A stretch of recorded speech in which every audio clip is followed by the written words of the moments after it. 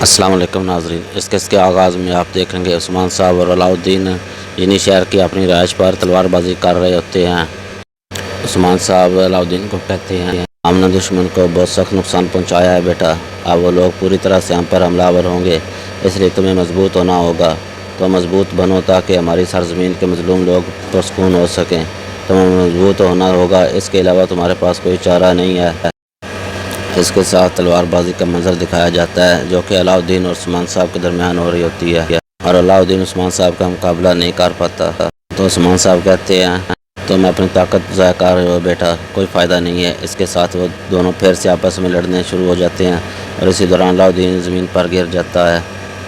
تو پھر عثمان صاحب کہتے ہیں، اگر تم اس طرح سے اپنی طاقت ضائع کرو گے تو تم اپنا دفاع نہیں کر پاؤ گے علاؤ الدین، چلو اب اٹھو۔ اس پر علاؤ الدین زمین سے اٹھ کر کہتا ہے، بابا آپ یہ کہہ رہے ہیں کہ میری طاقت کم پڑ جائے گی؟ ہاں، میری طاقت جلد ختم ہو جائے گی، آپ یہ کہنا چاہ رہے ہیں؟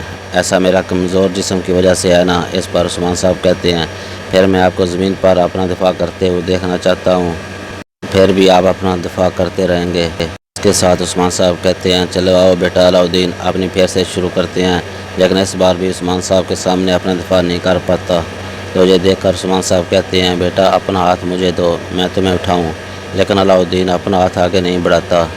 تو پھر عثمان صاحب اسے خود ہی زمین سے اٹھا کر کہتے ہیں، ادھر آؤ بیٹا، تمہاری طبیعت اب ختم ہو چکی ہے، اپنی تعلیم جاری رکھو۔ یہ کہہ کر عثمان صاحب علاؤ الدین کا ماتھے پر بھروسہ کرتے ہیں اور اسے وہاں سے جانے کا کہتے ہیں، اور کہتے ہیں، چلو بیٹا جاؤ، اور علاؤ الدین اپنی تلوار وہیں چھوڑ کر چلا جاتا ہے۔ اس کے بعد وہاں پر بالا خاتون آ جاتی ہے۔ بالا خاتون عثمان صاحب سے کہتی ہے، جناب آپ نے میرے بیٹے پر کافی دباؤ ڈالا ہے، اپنے برابر والوں کے ساتھ مشق کرنی چاہیے آپ کو۔ اس پر عثمان صاحب ہنستے ہیں۔ تو بالا خاتون علاؤ الدین کی تلوار اٹھانے لگتی ہے، اور عثمان صاحب کہتے ہیں، تم کیا کرو گی؟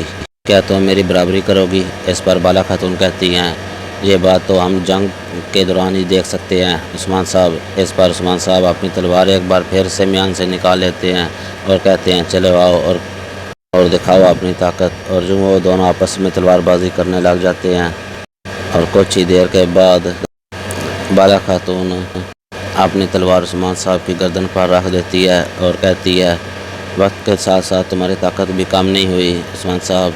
اس کے ساتھ عثمان صاحب کہتے ہیں، اور ہاں، اس وقت بھی تمہاری خوبصورتی ویسی ہی ہے جیسی تم پہلے خوبصورت تھی، بالکل پہلے دن کی طرح خوبصورت، جس دن پہلے میں نے تم کو دیکھا تھا۔ اس کے ساتھ ہی برہان وہاں پر ایک شخص کو لے کر آ جاتا ہے، جن کو دیکھ کر بالا خاتون وہاں سے روانہ ہو جاتی ہیں۔ برہان عثمان صاحب کو بتاتا ہے، اے میرے سردار، یہ حسن ہے جو قسطنطنیہ جا رہا ہے۔ اس پر عثمان صاحب کہتے ہیں، بہت شکریہ، اور پھر ایک خنجر کپڑے میں لپٹا ہوا عثمان صاحب اس کو دیتے ہیں اور کہتے ہیں، یہ تم قسطنطنیہ لے جاؤ گے، اور وہاں جا کر شہنشاہ کے پاس پہنچ کر یہ بات شہنشاہ کو بتانا، جن لوگوں نے ہم پر راستے میں حملہ کیا ہے وہ لوگ بھی سکون سے نہیں رہیں گے۔ اس پر حسن کہتا ہے، میں 2 سپاہیوں کے ساتھ روانہ ہو جاؤں گا، میرا راستہ چاند روشن کرے گا، اور میں اسے اپنی جان کی قیمت پر بھی وہاں لے جاؤں گا۔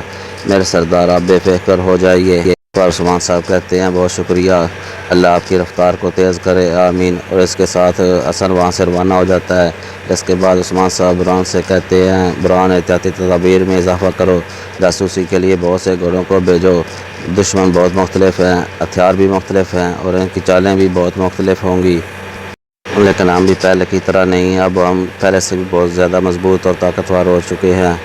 دوسری طرف قسطنطنیہ دکھایا جاتا ہے، جہاں کنٹاکوس کافی غصے میں ہوتا ہے اور کہتا ہے، میں تخت کا حقیقی حقدار ہوں اور روم بھی میرا ہے۔ اس احمق عثمان نے تخت حاصل کرنے سے روکا، لیکن وہ اس کا حساب ضرور دے گا، اس کا حساب دے گا، اور وہ جانتا تھا پہلے سے ہی، سب کچھ پہلے سے جانتا ہے۔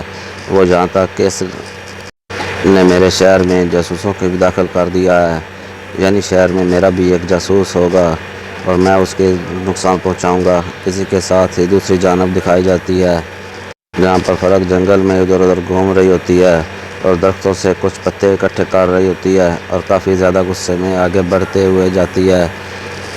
دوسری طرف حسن اپنے سپاہیوں کے ساتھ وہاں سے روانہ ہو جاتا ہے تاکہ قسطنطنیہ میں خط پہنچایا جا سکے جو کہ شہنشاہ کو دینا ہے، اور کچھ ہی دیر کے بعد فرق بھی اسی راستے پر آ جاتی ہے جہاں سے حسن گزر رہا ہوتا ہے۔ اور کچھ ہوا میں سونگتے ہوئے کہتی ہے یہ بھوت موت کی بو ہے۔ اسی دوران دوسری طرف سے حسن کو دیکھ کر وہاں پر آ کر رک جاتی ہے۔ حسن بھی رک جاتا ہے اور کہتا ہے تم کون ہو اور تمہیں کیا چاہیے؟ اس پر فرق کہتی ہے میرے پاس تمہارے لیے تحفہ ہے، جس کے ساتھ ہی فرق اپنا خنجر نکال کر حسن کے دونوں ساتھیوں کو قتل کر دیتی ہے اور کہتی ہے میں موت کی ایلچی ہوں۔ فرق اس پر حسن اپنی تلوار نکال کر حملہ کرنے کے لیے آگے بڑھتا ہے اور فرق کو کہتا ہے میں تمہارے اس عمل کا حساب لوں گا، لیکن اس سے پہلے ہی حسن کو بھی شہید کر دیتی ہے۔ اس کے بعد فرق حسن کے بیگ سے وہ خنجر اور خط نکال کر پڑھتی ہے اور کہتی ہے میں تم لوگوں کی موت ہوں اور جنی شہر کے اندر کپڑوں کی تجارت کے لیے ہی آئی ہوں۔ کپڑوں کی تجارت اور کپڑوں کی تاجر کے طور پر اب میں جنی شہر میں رہوں گی۔ مجھے یقین ہے کہ آپ سب لوگ مجھے بہت زیادہ پسند کریں گے۔ میں ترکوں کو برباد کر دوں گی۔ دوسری طرف دنیا میں کنٹاکوس کہتا ہے میں تم سے پوچھ رہا ہوں کیا تخت کی قیمت صرف ایک جاسوس ہے؟ ہاں، مجھے جواب دو۔ نہیں، بالکل ایسا نہیں ہے، ایسا نہیں ہے بالکل، لیکن میں اس کے آس پاس کے سبھی لوگوں کو اس سے چھین لوں گا۔ میں ایک ایک کر کے عثمان کے سب سرداران لے لوں گا۔ میں ان کے درمیان ایک چٹان بناؤں گا اور عثمان کو ان چٹان سے دور پھینک دوں گا۔ وہ سمجھے گا اسے بزدل شہنشاہ سے کوئی معاہدہ کیا ہے۔ میں اس معاہدے کو توڑ دوں گا اور ان سب ترکوں کو تباہ و برباد کر دوں گا۔ عثمان کے چھوٹے بچوں کو بھی نہیں چھوڑوں گا، ان کے سب خاندان کو مار دوں گا۔ میرا نام ہی کنٹاکوس ہے، میں ہی اس تخت کا وارث ہوں۔